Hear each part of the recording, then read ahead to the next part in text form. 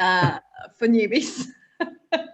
So I'm actually going to use the slides that Martin uses to describe a little bit about the mastermind principles. And this is all brought to us thanks to Mark Santos doing, creating this incredible platform called Noble Goldman, which has tools for you to set your goals and record all of that and create milestones and just a lot of, it's called the abundance game, and it helps you just set your goals and reach your goals and create a whole lot of learning and raise your vibration, which is what we're all here for. Now, I'll try and share this screen. It's a PowerPoint, and last time I tried to share a PowerPoint, didn't work too well, but let's have a go. Practice makes perfect. Can we see that? Yes, we can. If I change it to slideshow. Slideshow. It's on slideshow. Go. Yeah, there you go. Okay. Okay, so we can all see that. I'll try and maybe stop here. Oops. Back. Okay. So now I can't see. Can everyone actually see that? There we go. All right. So to describe a little bit about the platform and what we're doing here, the power of the mastermind, according to Napoleon Hill, through the Think and Grow Rich book. The mastermind is the principle through which you may borrow and use the education, the experience, the influence, and perhaps the capital of other people in carrying out your own plans in life. It's a principle through which you can accomplish in 1 year more than you could accomplish without it in a lifetime if you depended entirely on your own efforts for success. So, numbers. Linda, you can read the first principle when it comes up, if you're right with that. And then no worries. Gary's number 2, Jan number 3, Stan number 4, Yupika number 5, Joe's number 6, and I'm number 7. When you're ready, Linda. Okay, so the purpose of the mastermind is to share our value and connect with like-minded people in order to create wealth in all areas of our lives. We are here to, excuse me. Gary's. Oh, that's it. Sorry. Yeah, no worries. We're here to inspire and challenge each other to reach and exceed goals. And Jan. Yeah, I have to unmute. Each member is committed to their own success as well as the success of every member of the group. We are committed to meeting in person or virtually for 1 hour every week. We are present. There is no multitasking or distractions during meetings. We are collaborative. We listen without interrupting, lecturing, or judging. We celebrate each other's successes without jealousy. Linda. We are honest and participate by giving thoughtful feedback. We're open and listen to different perspectives without being defensive or offering excuses. We trust fellow members enough to share fully. We are focused, but we also think it's important to have fun during meetings. We are real and authentic. This is a no BS zone. Joe. We allow ourselves to become completely aligned with each other and the high forces, one mind, one soul, one love. All righty.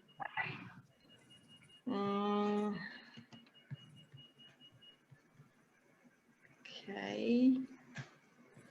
Now. You can just hit your forward button. There we go. There we go. Welcome back. So, and the purpose of reading those principles out is to kind of set the theme or the kind of mood for the calls, because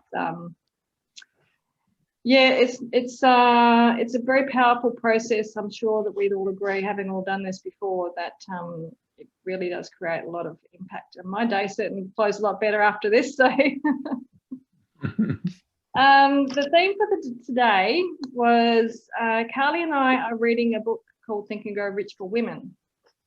And it's a modern uptake of Napoleon Hill's book, which was written over 80 years ago. And it's very much from the world of that time. So it's very masculine orientated. It's all about, you know, men out in the workforce. So the women's perspective, and, you know, modern references to people that are, you know, operating in a realm of success now, is a really powerful read. But there's still some words in there which are used purposefully. One of them is obsession, which I had a problem with. For me, it's not a healthy word, but after like checking into the Noble Goldman community on Facebook, I got some really interesting feedback on how people see obsession. And one guy says he was using magnificent obsession, which makes it a lot more positive. And it made me think about the power of words. Also talking to some people who've been using, setting their values, but doing it in a very kind of superficial way. So it's like, well, I like these words and I think I run my life that way. So they're my values. But with the process that Gary's taught some of us here, it's a lot more powerful to actually access your subconscious mind and look at what the word actually means to you. So in a conscious way, I find it also quite useful to define words for myself. So one word I like to use a lot is prosperity. It's actually in my tagline for my accounting business, realize your prosperity potential. So I thought I should actually define what that means to me. For me, it's an exchange of value. It's very much about exchange value and actually appreciating the value that everyone brings to the table. So I just thought it'd be interesting to actually talk about words that are important to us. We find we use them a lot, but do we actually dig into what they mean for us? Because they mean different things for different people. Even when you talk about ice cream, you know, what does ice cream mean to you? You might see it in a cone or a tub, or you might be chocolate, or it might be sprinkles all over it, who knows? But, you know, you can't assume that the other person knows what you're talking about when you say ice cream. So I just thought it'd be interesting to talk about that, especially with Napoleon Hill, and reading that book is like, he uses a lot of words like faith and desire.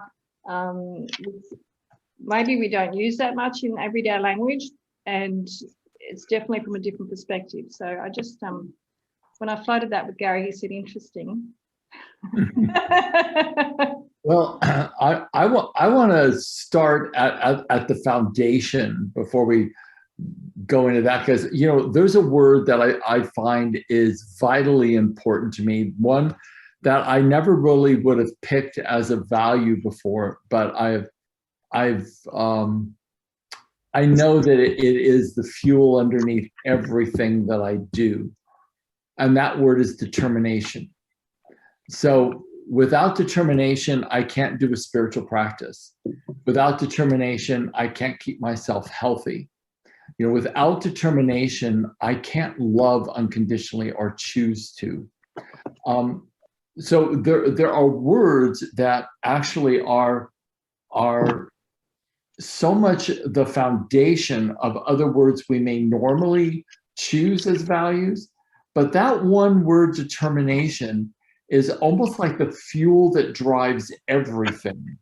So when we think about, because I used to be, many years ago, when I was much younger, I was manically depressed, and my determination was the ability to get up off of a mattress on the floor and walk down a small flight of stairs and lay on the living room rug.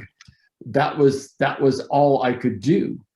And when I think about, was that determination? It was determination with the resources I had at the time. But what got me to the other side of that was this determination to start living again. And there are so many people and so many places in our own individual lives where that one word is where we have to focus and what we have to do to actually build the energy up in our bodies to do what's necessary for the next cycle of whatever that's going to be. But I love the idea of you speaking about words, V, from the perspective that I was reading something, and I'm choosing to remember where it was from, but it said that the mind is fundamentally a symbolic machine. we don't actually think in words. We think in symbols and in metaphors. We're constantly running metaphors rather than thinking in words. So my invitation to everybody, if you just, like, we might as well just use a word that I just said. If I say the word determination to you, I'd like you all to just think about what that means to you. Like, what happens inside of your head when I say something like determination, or I say the word love?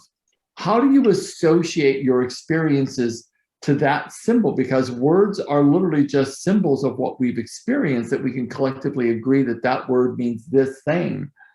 But when I say the word like determination, or I say the word love, what shows up in your mind? For me, when I think of determination, it's like doing some squats at the gym when I really don't feel like it. It's like seeing one more client or having one more conversation when I've had conversations from 9 o'clock until 7 o'clock at night. That's determination. When I think about love, I see an image of Robert's face smiling.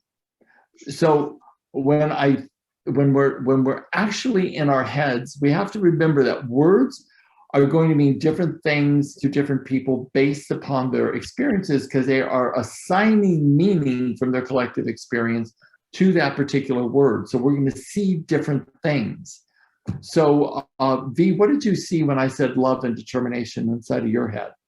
Did you see a word, or did you see what that word symbolized for you? I had a feeling. So for me, it was feeling that for determination, it was a feeling of tension in my body, preparation for taking action. Okay. And love was, yeah. What was love for you? What happened? So love was just kind of a very mellow feeling, just surrounded by green light. Yeah. So it was very, Okay. it was very symbolic. It wasn't actually, when I think of love, I don't even see anything alive. I don't even see pets or anything like that. So you're seeing, are you seeing energy? Is that what you're equating it to? Yeah. Yeah. Mm. You Pika, what did you see in your mind from that? With determination, I just saw like working hard. So almost kind of just hard work. I didn't actually see a symbol. That's just what came to me. Well, that's a symbol. Yeah. A symbol of working hard. Yeah. And love, Yeah. what did you see? It was just I didn't see anything as such. Again, it was more like V, just like a feeling of softness and just being. Great. Stan, what happened to you? I just want to run through our group, because, you know, I want people to see just how radically different it is for all of us. So determination, I probably saw like effort, like, you know, working or running or studying would come to mind. And love? And love, just kind of, I don't know, like connecting points, like kind of like energy connecting and then energy radiating out. Sweet. Joe, what did you see, Ben? Well, with determination, I had like a flashback to when I was making the decision of, do I want to be a lump on the couch on disability the rest of my life, or do I want to see what more I can do out there? And it was a very vivid image. For love, though, it was more like Veronica. It was like more of a feeling, more of like an energy that came over me, and it was quite different than what came over me with determination. So I thought that was kind of cool. It was just two totally different aspects, two totally different feelings and whatnot. Great. Thank you, buddy. Julie, what did you see? What happened for you? Lovely. Yep. Can you hear me? Am I Yes, on? Yeah. I can hear Oh, you yeah. fine. Sorry, I was a little late. Determination to me is to do with really deciding to do something and But what did you doing see? What did you see in your mind? action. I saw me sitting somewhere, getting on with it, you know, whether it would be planning or just movement and action and persistence, you know, sticking to it. So Right. not And how moving about- away, not wavering. Yeah. How about love, Julie? Love to me is just it effuses from my lower belly and just moves up and just pervades all. But also, love is not always that beautiful, warm feeling. It's also painful when you have to do things and hold back for the sake of love. So yeah. What was symbolized in your mind, though? When you think of the word love, what Warmth. image comes into your mind? Warmth, well, immediately at the moment, my granddaughter's face. There you go. There you go. You know, Okay. that's the positive side of love, and for the negative, the determination to stand up to, you know, what I believed in with my son. So I saw Very his face too, and Great, because that is based That's the other upon side of all of love. our individual experiences. That is exactly the different imagery that is going to rise in our minds. This is why communication through language is always so challenging, because we have different representations inside of us for every single word that we Absolutely. have. That's why clarification in our communication is so vitally important. And again, calibration of how that other individual is responding non-verbally to us, because then we can see, based upon that person's interpretation of that particular word, we may be getting a very different response than what our intention is. So in all of our ability to take language, using it as a symbol, but we have to remember that every word has a different meaning to every single person, just like V said, based upon our association to it. So and how that's really important it is to listen and Yeah. watch. You know, part of listening is watching for those cues and you know, that you can see on the face when you're listening to somebody. Very true. Jan, do you want to go for it? What did you see and for both words in your head?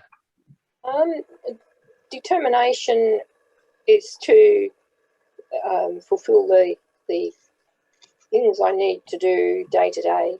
But what did you see in your mind with the word determination? That's what the word means, but what did you see in your mind when you thought of the word determination? Working. Yourself working? Yeah, myself working. Yeah. Okay, great. And love. What did you feel? What did you see? What did you interpret? I felt Ken and my family is what I Awesome. focused on. Awesome. Thank you for that. And Lisa, what happened for you, darling? Determination and the word love. Determination, I saw a picture of my younger self when I used to do a lot of physically hard labouring jobs, hard at work. And love, I got a picture of, it was a black background with a giant red pulsing heart. And even that, even for me, could mean a lot of different things, depending on situations or my state of mind at the time, or all sorts of things. Awesome. Awesome. And Linda, what occurred for you? You're muted. Oh, well, you're muted, Linda. I can't hear you. Sorry. That's okay. I'm working off my phone, and I've taken my glasses off, so everything's a bit. They're on your head. Yeah, I know they're on my head. Thank you. I have done that before. I have. Me as well. So I'm a feeler. Like, I really feel things, and I don't even know how to interpret that into a something that I see, to be honest. It's just, for me, feelings are very strong. So my feelings that I feel when I heard the word determination is motivation and pumped, just that feeling of the blood rushing through your body and just really excitable, daring. With the word love, it's more calm. It's just like a washing of calm and an intense feeling of peace. But to try and put those into an object or a picture, it's really difficult. It's like when I'm doing my paintings, I get this feeling of what it is that I want to paint, but I can't necessarily see it in my head. I start putting it down onto the canvas and then things just start happening from there. So, and I don't even know if it's something that I need to work on to be able to actually see that in my head. It's those feelings that are so important to me. If I can't feel those particular things, then it's a nothing. Yeah, I don't think it has anything to do with trying to make ourselves do anything. It's how our nervous system responds to those words. Sure. And so generally with a feeling, there's a little thing in NLP called a synesthesia. And a synesthesia is when we get, and the most common ones are visual and kinesthetic synesthesias. So you get a feeling, but in order for you to paint the feeling, it's almost like you have to have a visual of where that feeling or what that feeling looks like for you to be able to represent it. So there's two things happening at once, where we have a feeling and we have a visual, but it's not like a symbol of something. It'll be a visual of something in the future, something that will happen through the feeling, but we're always having some level of visual representation inside of us. It's generally 1 or 2 levels of consciousness back, but we're always having some sort of trigger of a visual occurring. Does that make sense to you? It does make sense. And I guess that's why I made the reference to my paintings, because, exactly. Once I can put that out there on the canvas, it becomes a visual. I can start to see what that is, but I've never really, because I do energy healing as well. So I trust totally in that process, that I don't actually need to see per se. I just go with that feeling that I have and I move to wherever my mind feels that I need to go to. So my hands will move to those particular areas on that person's body. So I guess I've never really felt that I had to totally visualize, because I'm doing that in another way. So I guess my visual is the feeling and the response that I make to that, rather than actually having to think of something. I have an invitation to you. Watch when you're doing your next client, watch it in the moments where you're going towards where the energy is leading you. Watch what's happening in your internal representations.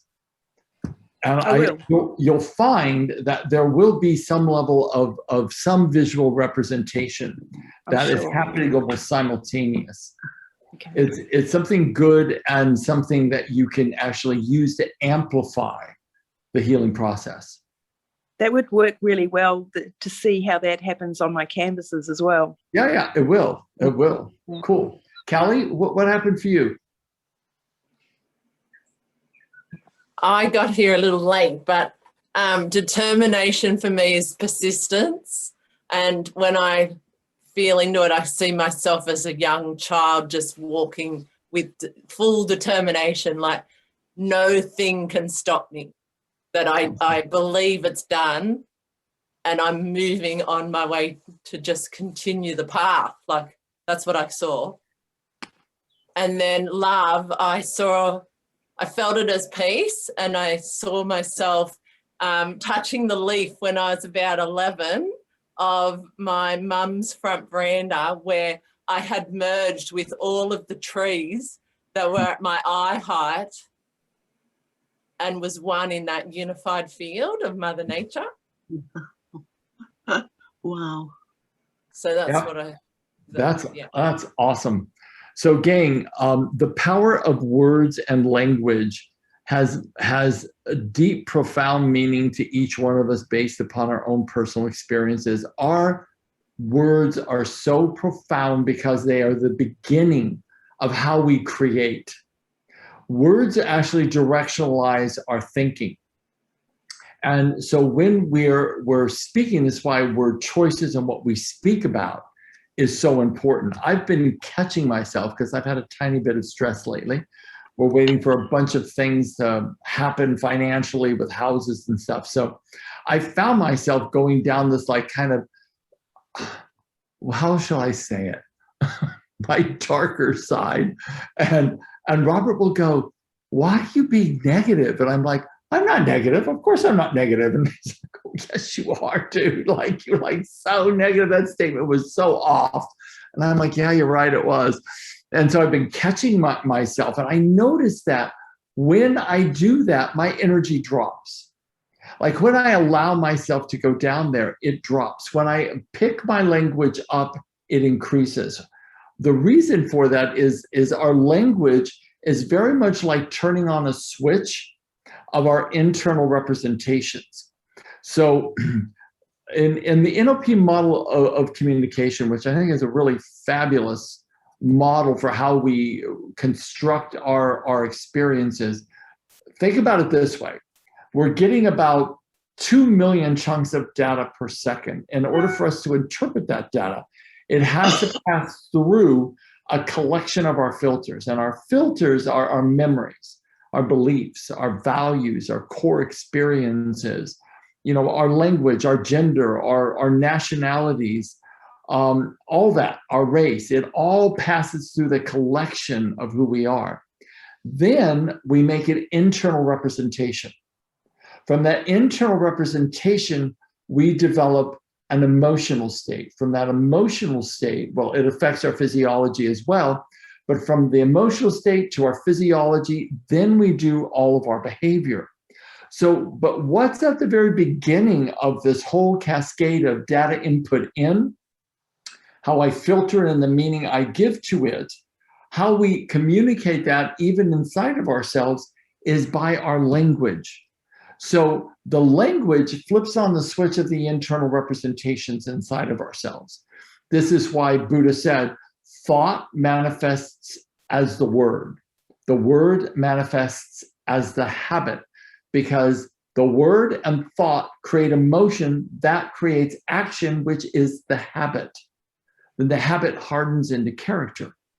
So this is one of the places that we rarely emphasize, but it is literally the birthplace of how we have created our own subjective experience. Now, many of us have, pretty awesome lives, and they're good. They're on track. We're living out our destinies. Most of us are pretty happy, which is awesome.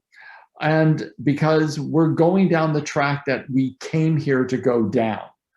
When you're happy, it's because your soul it's joyous inside because it knows that you're accomplishing and doing what you came here to do. When you're aligned, you have happiness. When you're misaligned and you're doing behaviors and actions that are way off track, what begins to happen is you start feeling this sort of mild form of depression because you're disconnected. The language piece is, there's no way that I can emphasize how important it is. One of the things that will bring us the most amount of traction with our language, and I'll just speak to this for a moment, is that if we are speaking, whatever we're speaking upon is what we're focusing upon in our thoughts, which turns into our worship. If we're speaking towards what we desire to create, not about what's happened to us, not about what we're afraid is going to happen to us, but we are speaking towards what we desire to have manifest for us, We actually empower that and are thinking to actually attract that at a greater speed and actualization to ourselves. Can you repeat that, Gary, please? I Please just don't, repeat it. I don't know, but I'll see if I can. So our language, we have it directionalizes the mind. So whatever, thought manifests as a word, but word also directionalizes the thinking. So if we are speaking towards what we desire to manifest and create, instead of speaking about what we're afraid of in the future, speaking about what someone did to us, speaking about our past, if we stop that literally God-given creative force of our word, because out of our words issues forth our reality. If we only want those things to occur to us that is from the depths of our hearts, rather than the pain of our past, we will stop speaking about the pain of our past, because speaking about it never resolves it, ever, never resolves it. But moving in a place where love is and speaking to that resolves it. I had this amazing experience today working with a coaching client who I've been working with for quite some time. And she has struggled with mental illness. She has struggled in her marriage. She has a new baby. She has struggled. And she had this epiphany. She emailed me and she said, Gary, I'm thinking about going and doing this workshop, and I will have to take plant medicine, which I thought, okay, she's going to take some ayahuasca, or she's going to take some other plant medicine that will be an hallucinogenic. And she said, what do you think? I said, I think it will open your mind to another way of living. And that she was going to do it with her husband, which she had historically a lot of problems with. They were going to do it as a couple. I said, go for it, because it's going to be really powerful for you to do it as a couple. So she did. And she got on the Zoom call with me and just started crying and crying and crying as soon as she saw me. She said, you cannot believe everything that you've ever told me that I couldn't integrate. I have integrated. I finally saw what you were saying to me. I finally got it. Not only did I see it, I felt it. And I was like, awesome sauce. And she was just like this. She said, I finally realized who I am. So I finally realized that I'm actually this loving, kind, gentle person, not this raging witch that wants to take people's heads off because I'm so afraid. I'm actually this really beautiful soul. And I said, well, of course you always say, yes, you are, because she is. The bottom line is, when she said to me, I've had this awakening and everything's changed. She said, my language has changed, the way I speak, the words that I use, everything's changed. And it was this sort of beautiful awareness that she said, I know now that what I want to create is to be spoken forward, rather than me thinking about all the things that I am afraid of or resistant towards or resentful of. She said, what I realized was all those places I was placing the focus of my mind was creating the exact response that I didn't any longer want to feel. And she said, I was doing it to myself. And I said, 1,000,000,000% correct. And she said, I was doing it by what I was always focused on and the words I use. And I said, yes. And so she said, now I know what to do. I know what I should be focusing on, and I know how I should be using my words and this creative force of my language. So I start drawing to me what I desire to create, not what I'm afraid of in the future, not what I dread or what I fear will happen. And I sat back and I went, thank God she went to that workshop and she took that plant medicine, but it opened up a place in her where she could actually see the truth of who she was. To sustain it, because she kept asking me, how do I sustain this? And I said, you sustain it by watching every word you speak as if the words coming out of your mouth were creating your future, because in truth, it is. Watch where you focus your mind. Stop speaking ill of anyone, family members, co-workers, anyone. Just stop speaking ill of them. Do not allow yourself the seduction of thinking somehow that that person's going to improve, or that you're going to actually increase your importance or your sense of needing approval by speaking ill of someone else. I said the fastest way to deteriorate this state is by thinking of someone in an ill way, speaking of them in an ill way, because all condemnation externalized either in thought or in word is self-condemnation, because our subconscious minds take every single word we speak, takes it personally about ourselves. Somehow people think that if I speak ill of another, that somehow my words are going to leave me, glom onto them, and somehow it's going to make an effect on those people. But it doesn't. It doesn't leave your resonant field. It actually, your subconscious mind takes every condemnation as you condemning you. It takes it personally as if what you're saying is about you. So the bottom line is for all of us, and I'm not perfect at this either. Sometimes people really piss me off and I'm like, oh my God, can I contain myself? And then I do, and sometimes I don't. But to be totally transparent, because this is not a destination, gang, this is a total journey. And the more you can catch yourself, then the stronger you get, and you form that habit, just like Buddha said. You don't waste any time in self-flagellation. Just pick yourself up, cancel, clear it, make corrections. If I talk ill about someone, I go, okay, cancel, clear. My highest choice for that person is that they find the love that they need and they actualize their soul in the highest expression that they can actualize. End of story. I don't have to think about it anymore. But we have to catch ourselves. We have to do self-coaching. Part of the whole process of the creator triangle, which is I am 100% solely responsible for the reality I'm creating for myself. No doubt about it. If it's happening in my three-dimensional world around me, I have participated in co-creating it. I've got no one to blame, no one to condemn. Part of me has created this. So what am I whining about?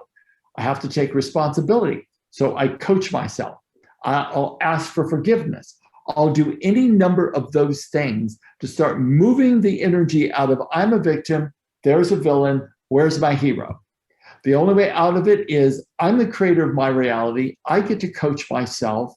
I get to learn more and continue my education so that I continue to take uber responsibility for what I've created. Because if you do not, you cannot change it. So when you take responsibility, then you can change it. But until you do that, you cannot change it. And the very first place it starts, the word. I mean, the Bible did say, first there was the word. Yeah. And we are made in the image and likeness of whatever this creative force is. And the word is how we directionalize the focus of our mind, which is an infinite quantum reality generating computer. This is where we do it. And so if our language is what directionalizes the focus of our minds, then by God, we better watch our language with care. And at the end of that quote from Buddha, he says, and watch your thought and your language and your words with care, and let it spring from concern for all living things. For as a shadow follows the body, as you think and speak, so you become. So if that was true 3,000, 4,000 years ago, And then in the Christian tradition, if the word is a creator, and if Christ said, you will know me by how you treat one another, that isn't like just one person that I happen to like. No, it's that person that treats you poorly, or that makes you wrong, or that has stolen from you, or that has hurt your heart. It's that person that has to be spoken to, or spoken about, or held in your own heart in the highest level of esteem. For whatever reason, I've never been able to figure it out, why the biggest, most ginormous, most impactful wisdoms come from the most pain we have ever been in. Not fear, is it? No. And so what I just want to say to everyone is that everyone I've worked with on this call, we came together, and I know because you came when at one of the lower points in your lives, when your heart was hurting and you were looking for answers. That is always the gift of the wounding. That is always the gift of the pain, is that it forces us out of our comfort zone and to start seeking and to start looking for an answer. And in that seeking, that is the deepest gift that we could give ourselves, to force us out of these sort of barnacle-like encasements that our ego puts us in, and then start looking for what is the answer. When we do that, that's when I think we actually get the gift and the wisdom of what we're teaching ourselves here. I truly believe that everything that each one of us has created thus far is a point in destiny, that we've gotten exactly what we focus on, exactly what we've languaged. And some of us are doing rock star quality lives. Some of us are learning deeper lessons that will soon be rock star quality lives. It all depends on how you focus the mind. That is your prayer. And whatever we focus on, that is the God that we pray to. And the God that we pray to answers us by the prayers we are issuing forth. And it's by what we're repeating out of our mouth and inside of our heads. Okay. That was a little bit of a download. I kind of want to open up the floor, because now I'm tired talking. I've only been talking since 9 this morning. Would anybody else like to share? Yes, Callie, go for it, darling. Okay, this is perfect timing, because this is what I love doing. Like when I get aware that shit, I just thought the worst possible thought about that person, I've got to go in and do forgiveness on myself, on the energy of between me and the person, because I know that then there's an energy cord between us, and I'm blobbing into that behavior between us, which creates an energy of behavior. Like it creates a, like you said, pulling down, but it's all back on me. So I know I've got to do that. It's funny, my daughter gets me every time. That when I say gets me, out of all of my relationships, my 14-year-old is the one that really gets me and gets my core wound.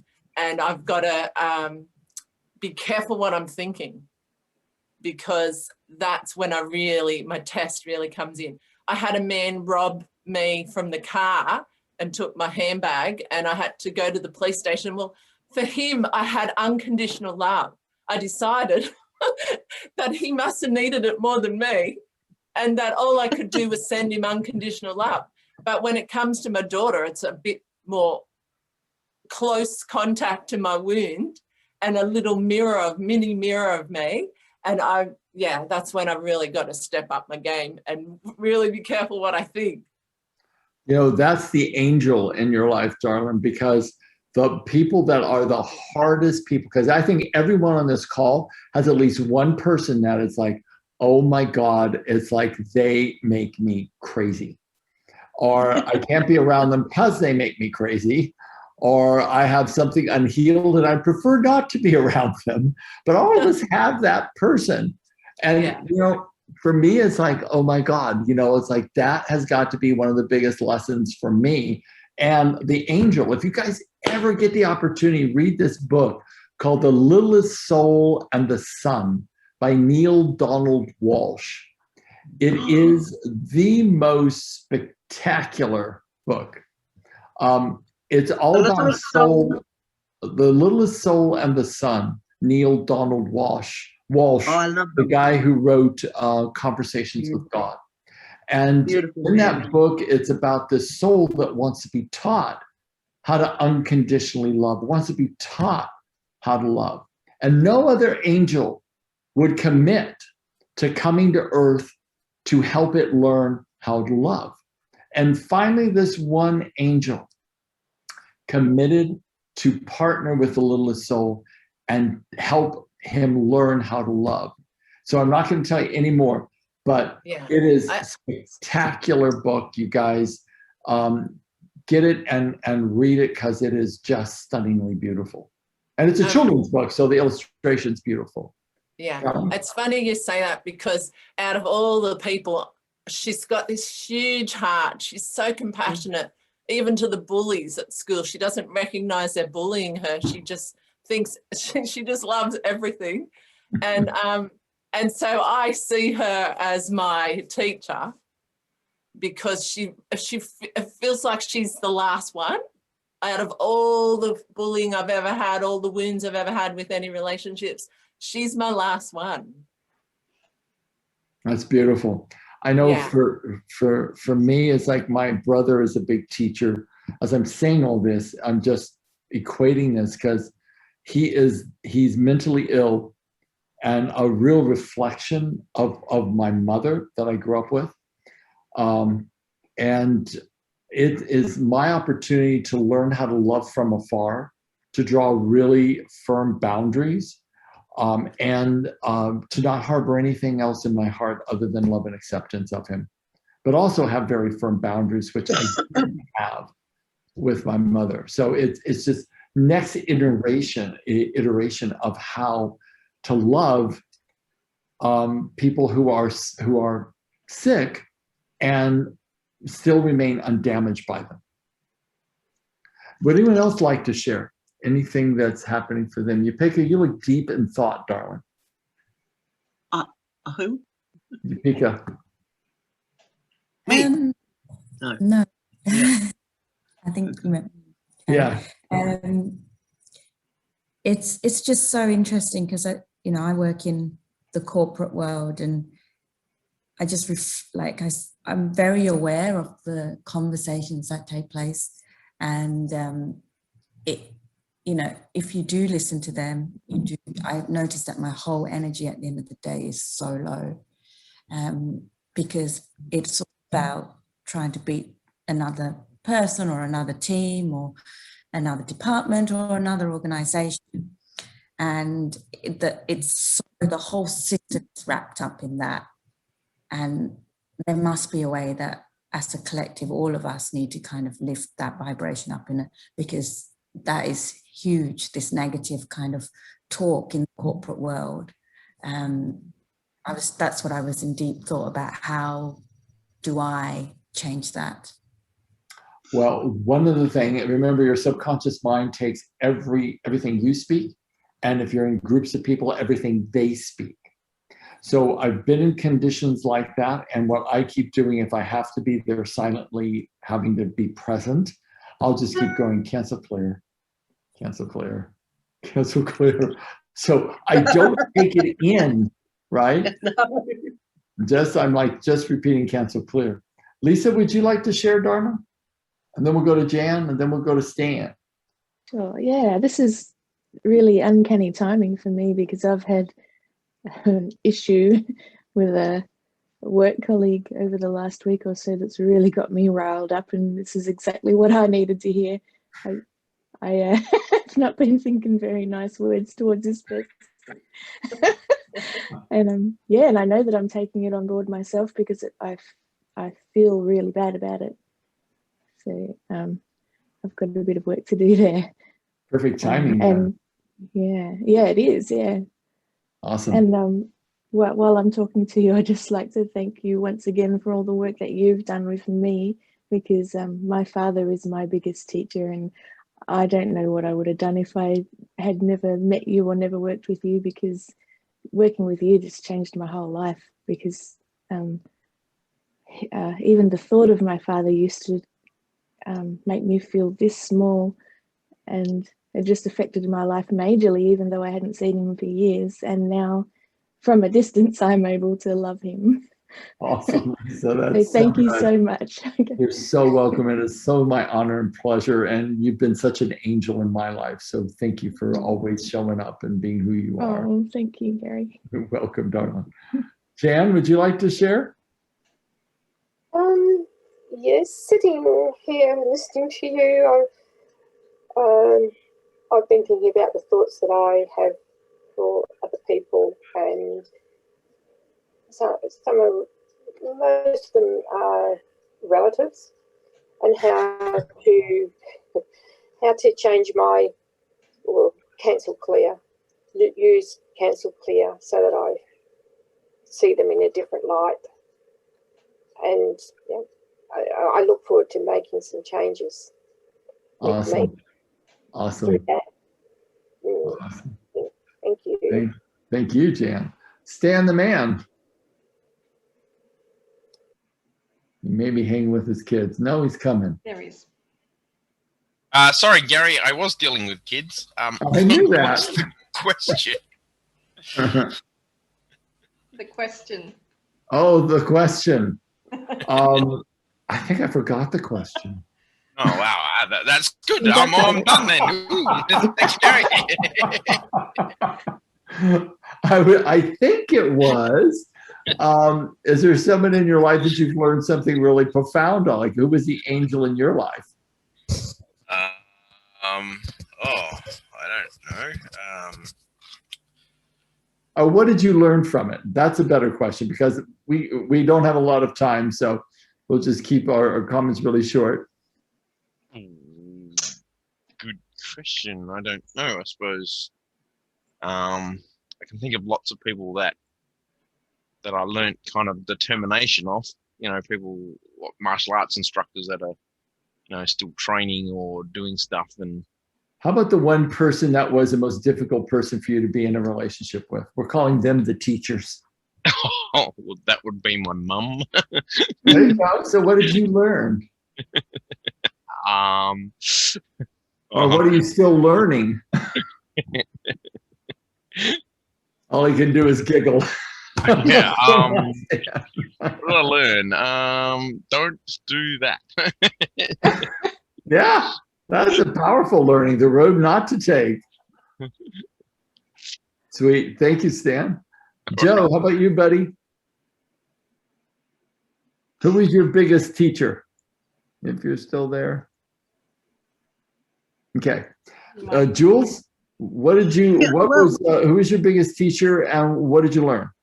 Oh, well, just lately, it's my son that's been my biggest teacher. He's been the mirror to everything I've done wrong, and and his anger and blame, and I could see all this mirror of how somehow I had influenced him all the way through his life, and then I took on guilt and everything else. And what did you learn from it, darling? Or what are you in the process of learning? I've learned that it was all about me, just learning to love and Carly came upon me last night because I was processing it all yesterday, and everywhere I went around, things annoyed me. I could see people are irritating me, and I was angry, and I thought, my God, we have to do something about it. And steps Carly, and she does this healing with me over the energy clearing over the thing. Before I knew where I was right in the middle of this process. And even then I was fighting it and saying, no, I can't see what you're telling me to see. She said, doesn't matter. Yeah, doesn't matter, and it was just incredible. I just let it all go. And I have to tell you, this morning I just let it all go. I just let it go. And stopped all the thoughts, all the yuck. And this morning I got an email explaining exactly where he was going to do, what he was going to do, and he was asking me, Good. but I had offered. You know, he was asking me for something that I'd offered, but the clarity that had come from him. So Carly, you know, I could nearly cry, and well, I will cry. You know, it's just beautiful that that's happened because he's really seen the part he's played. So you know, that's I'm just really grateful, and it was all words, and Yeah. you know, all the behaviours we're talking about. He criticizes everybody. He's just doing all those things that I'm learning not to do, and I just hope that he's learning not to do them as well. You know, You know, or that to change brings that. me to this point that I really wanted to make before our call ends, and we've got to get to V too.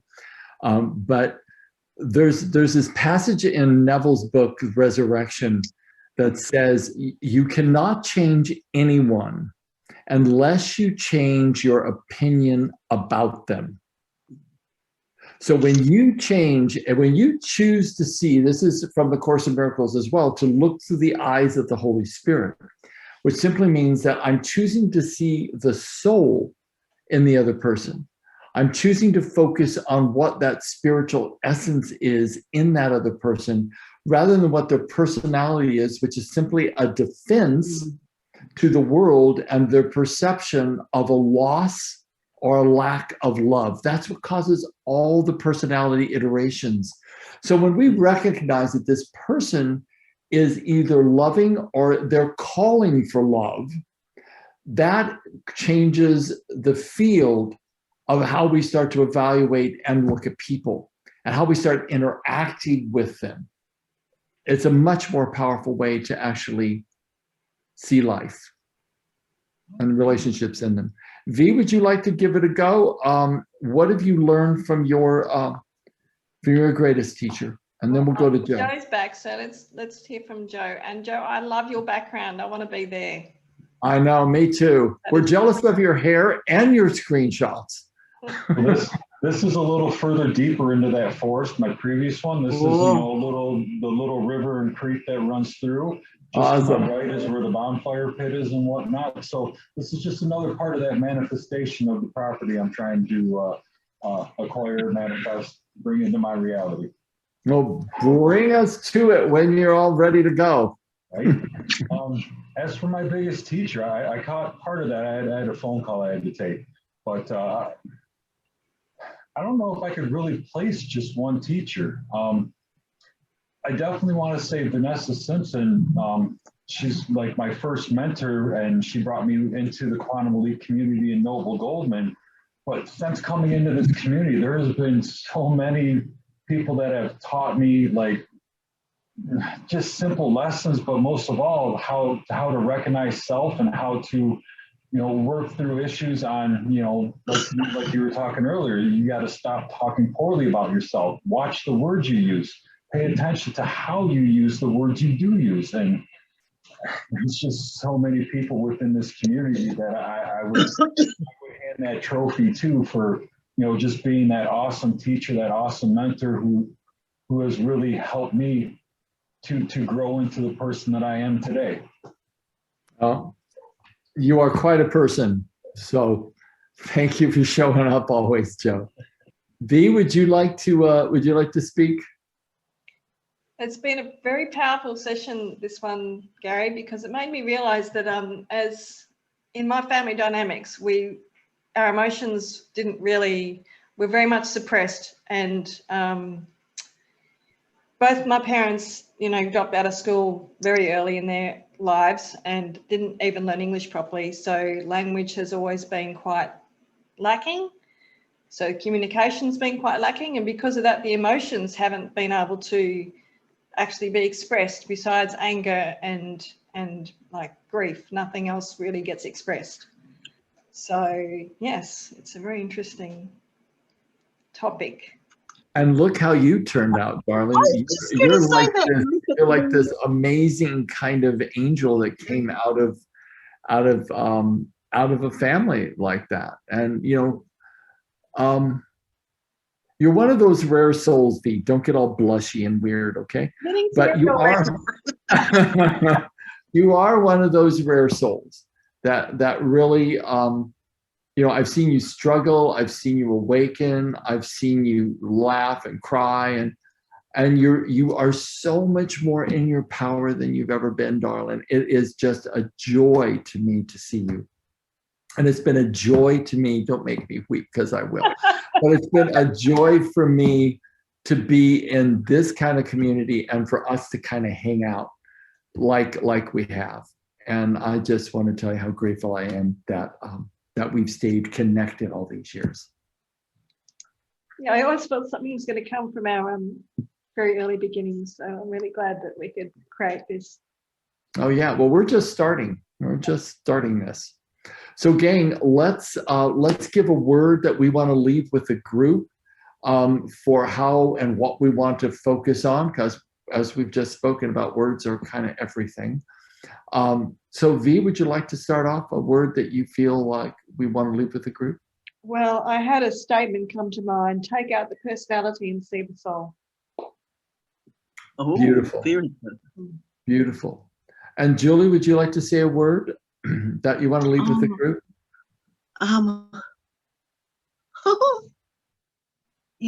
Yeah. Reverse just reverse the things that you see that are really riling you, just when you see it, it's because, and turn it around, I think. I don't know quite how to say that. No, I like the word listen. reverse. I think that's great. Yeah. Stan the man. Veronica stole mine, but my word would be soul. Great. Joe. Something you were speaking earlier really sat with me, and it was something along the lines of hold them high in your heart. Nice. I like that visual, actually. Yeah, beautiful. Yeah. Thank you. Good. Thank you. Jan?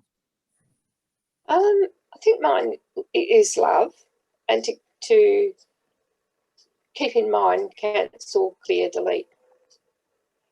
Nice. When something's not going for me as it should be. No, it's happening exactly as it should be, whatever it is. Sweet. Yupika?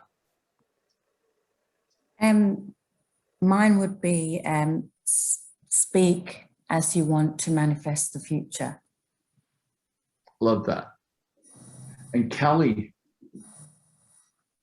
Mine was like you expressed, speak forward, and then Joe stole mine because I was thinking hold the person high in my heart, in the highest part of my heart. All I also got was authentic, stand in my authentic, because that is love. Beauty. Lisa? Mine is compassion for other people and for myself. Beautiful. And mine is gratitude for the great cosmic force that flows through all of us, and that we're already in the river of our destinies. And the only job I've got is to be joyful as I float along. And that's my job. Okay, gang, God bless you all. It was such a joy seeing you all. I am so grateful we're doing this and that you all show up. And let's get out there and kick some butt and be happier than we've ever been and love more. Okay, see you next week. Thank you, Gary. I'm so grateful. Thanks, Thank you. Bye. Thank you. See you, everyone. Bye. Bye.